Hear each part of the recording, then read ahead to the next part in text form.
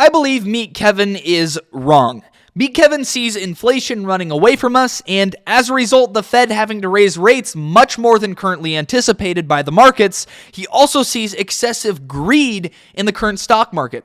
And in today's video, I will be using real facts and real data points to portray my opinions on this entire subject matter, but it doesn't mean that I am right, and it doesn't mean that Meet Kevin is wrong. In fact, most of the time, the truth ends up being somewhere in the middle. With that, if you guys are new here or returning and not yet subscribed by chance, I would greatly appreciate you hitting that subscribe button down below, but I don't want to waste any more of your time. Let's just go ahead and get into this. To sum it all up, Meet Kevin basically feels that the economy is headed towards a period of massive stagflation, and as a result, a massive bear market in the stock market.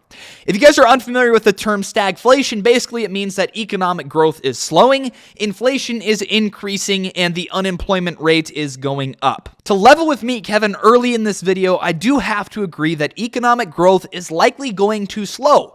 The economic growth we've seen coming out of the pandemic has been incredible, and naturally that growth rate is not sustainable. Things will slow down. However, I disagree that inflation is going to keep increasing, and I disagree that unemployment is going to go up from here. And as a result of all of these things, I do not see a period of stagflation, and as a result, I do not see a bearish market coming upon us. For starters, let me explain why I don't see inflation being persistent and increasing here throughout the rest of 2022. In order for inflation to keep increasing, we basically need manufacturers and producers to keep raising prices on their customers and consumers. The number one reason for a producer and manufacturer to raise prices is due to their input costs going up. And we can look at a graph like the ISM Manufacturing Index that explains and shows us that input costs are coming down for manufacturers and producers. Basically, the components they need to make whatever they make are becoming more readily available, decreasing the cost overall of those components and inputs. This is also why this index is a great indicator for whether or not supply chain constraints are easing. And according to this index and several other indicators, supply chain constraints have been easing consistently for almost a year now, since March of 2021. So basically, as a result of supply chain constraints easing, what I see happening in the economy is likely something like this. Supply is going to catch back up to demand and actually surpass that demand. All signs and indicators are pointing to slowing consumer demand, and these supply chain constraints have been bottlenecked for a long time now. Basically meaning that there's a lot of pent-up supply waiting to hit the markets in the economy. And whenever you get a huge inflow of supply, but decreasing demand to go along with it, it generally means that pricing power is going to get erased. Producers and manufacturers won't be able to raise prices any further on their consumers, otherwise nobody will simply buy their products. So this is another key point I need to make. In order for inflation to continue to go up, we would need consumer demand to actually increase more than the rate supply is increasing. And it sure looks like right now that there's going to be massive supply hitting our economy sooner than later. And again, all signs and indicators are actually pointing to slowing consumer demand, which is not a good thing. If supply is increasing but demand is decreasing, well, I'll let you do the math. Anyways, now let's go ahead and address the unemployment rate. For Meet Kevin's thesis to play out, we need unemployment to go up. And this has actually been one of my main arguments here on this YouTube channel, that whenever there is a recession, it is accompanied by increasing unemployment every single time. On this chart I'm showing on the screen now, wherever there's a shaded gray box, that's when a recession has taken place. And you can see the unemployment rate has also increased every single time we've hit a recession. Now, Meet Kevin actually argued against this and said that the unemployment rate is actually a lagging indicator, meaning we can't look to the unemployment rate to predict when a recession would take place, because generally, unemployment will go up after a recession has already started. And to that, I have to agree with him. That is factual information. However, what I think Meet Kevin is missing here is that we can still actually look to the unemployment rate and make predictions about the unemployment rate to better understand when a recession might be likely. According to him, he actually agrees that we need unemployment to go up in order to see a recession. But what exactly is going to cause unemployment to go up?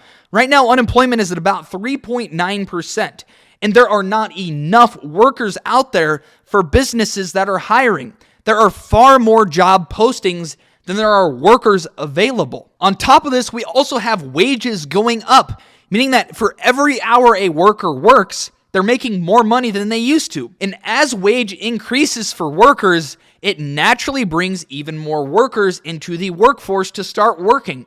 I simply don't see a scenario here where over the next year, the unemployment rate is going to go up. But let me just play a game now. Let's say that the unemployment rate does go up and we do end up entering a recession. What does this mean for the stock market? Well, I think a lot of you would be surprised to know that in the majority of recessions, we actually have a very bullish stock market. In fact, according to data from Russell Investments, in 16 of the past 30 recessions, U.S. equity returns were positive, with a cumulative return of 653% over 21.6 years.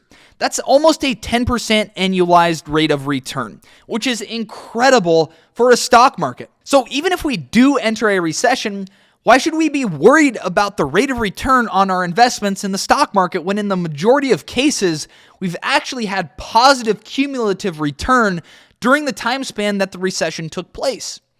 And a lot of the reason that we have positive return in the majority of recessions is because the stock market is always forward-looking, pricing disaster in, pricing negative catalysts in.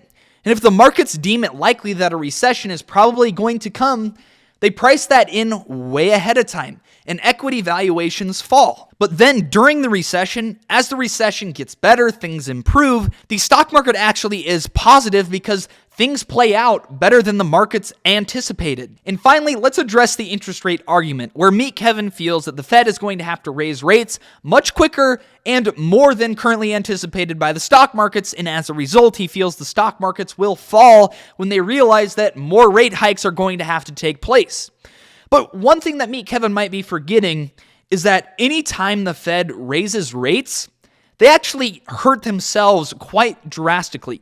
Because the government has so much outstanding debt that whenever the federal funds rate goes up, or interest rates in general go up, they actually are hurting themselves because they have to pay their own interest on the debt they have themselves. So if the Fed raises rates too much, too fast, they're actually going to defeat the purpose of why they originally raised rates in the first place, because they're going to be forced to print more money to make payments on their own debt that they have. It makes no sense that the Fed would raise rates super high, super fast. It'd be counterintuitive. And also, I covered this in a recent video, but the stock market actually tends to do well in a rate hike cycle. The stock market, just like a recession, actually is positive when rates are going up. And this is because there's guys like Meet Kevin and the stock markets in general that are pricing in disaster, that are pricing in 8, 9, 10 rate hikes, and then it doesn't end up being so bad. What plays out isn't near as bad as the markets were anticipating. Instead of the 7, 8, or 9 rate hikes, the markets might get 4, 5, or 6 rate hikes. And the markets, as a result, actually go up as rate hikes occur. Now, just some final anti-inflationary comments that I want to make. We've finally seen an inflection to the downside on the price of homes. We've also seen the price of used vehicles starting to come down back to normal levels. Used car prices coming down actually plays right into my thesis that supply chain constraints are easing. As auto manufacturers are finally getting the chips they need to finish the creation of new vehicles, those new vehicles are hitting the markets, which takes away from the demand of used vehicles, decreasing the price of used vehicles. This puts natural anti-inflationary pressure on the CPI data. And as we go throughout 2022 and get into 2023, the comparisons in CPI data year over year are going to get very difficult. In my opinion, what's likely to happen is inflation is going to decrease throughout the rest of the year. We might have 1 or 2 more bad CPI data releases, but after that, I fully anticipate inflation to start coming down.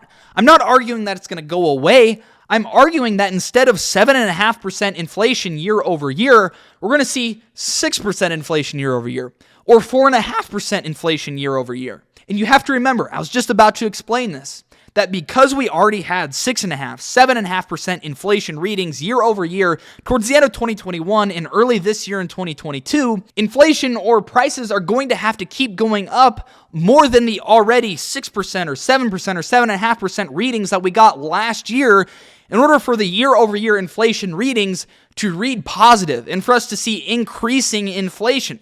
Simply, that seems highly unlikely to me, especially as we're seeing the supply chain constraints ease and prices on manufacturers and producers coming down. Lastly, the one Meet Kevin argument that I haven't addressed is his thought that there is massive greed in the stock market and fake fear in the stock market. But I have a simple rebuttal to this. The QQQ, the NASDAQ on any given trading day, is seeing a 60% short volume ratio. Basically meaning that over 60% of sellers are coming from artificial sellers betting against the stock market, against the United States economy, rather than natural sellers that are selling out of their portfolios.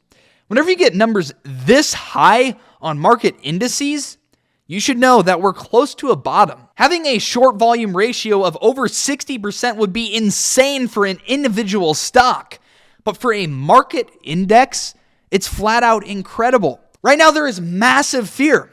People are hedging their bets. They're betting against the stock market because of their fear. This is real fear.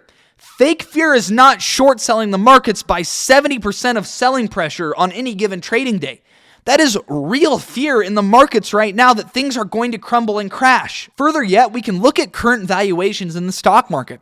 For small caps and mid caps, other than the 2020 pandemic, we really haven't seen valuations this low since 08 or 09, the financial crisis. However, what is elevated right now, and I will give Meet Kevin credit for this, is large caps. Large caps are still at valuations we really haven't seen since the tech bubble.